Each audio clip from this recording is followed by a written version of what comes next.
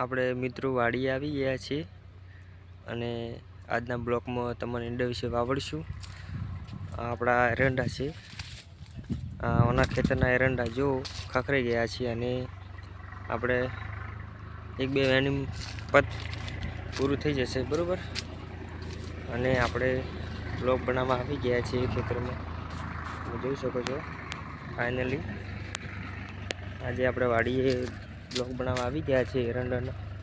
અને આપણા એરંડા હવે એરંડાની સિઝન પૂરી છે, મતલબ ઉનાળો આવતા આવતા એરંડાની સિઝન પૂરી થવા આવી. હવે કોઈ મતલબ 25% માલ છે અને તમે જોઈ શકો છો મારા એરંડા.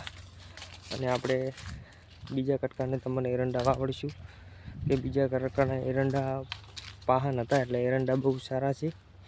અને અમારા યુટ્યુબ ચેનલને સબસ્ક્રાઈબ કરી લેજો, લાઈક કરી લેજો. આ તમે જુઓ મિત્રો, હવે આપણા એરંડાના ઉનાળો આવ્યો એટલે એની સિઝન પૂરી થવા આવી છે. અને હવે મતલબ પાણી પાવાનું બંધ છે અને ઈંડા ગણવાનું ચાલુ છે, એટલે બે વેની એના એરંડોનું કામકાજ પતી જશે બરાબર. જોઈ શકો છો અમારા બ્લોકમાં જોવા મોટી મોટી માલીઓ. અને મને આવડે છે આ માલ જોવા એરંડાની બહુ સારી અને બહુ મજબૂત માલ છે. તમે જોઈ શકો છો બહુ સારી માલ છે. અને મિત્રો આપણે ફાઇનલી આવી ગયા છીએ આજે વાડીએ. અને એરંડાની તમને વાત કરીશું કે બહુ સરસ મજા એરંડા છે. જો આપણે આ પહેલા કટકાના હાડા એરંડા હતા.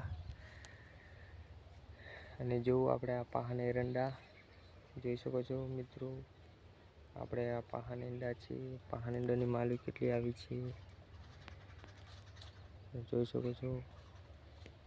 અમારા બ્લોકમાં બન્યા રહેજો અને ખેડૂતને સપોર્ટ કરજો. જય જવાન, જય કિસાન, જય માતાજી. બીજા પાહન એરંડા છે, બનાસનું બિયારણ છે. એરંડા કેવા લાગ્યા કોમેન્ટ કરજો. બધાને જય જવાન, જય રામાપીર, જય માતાજી.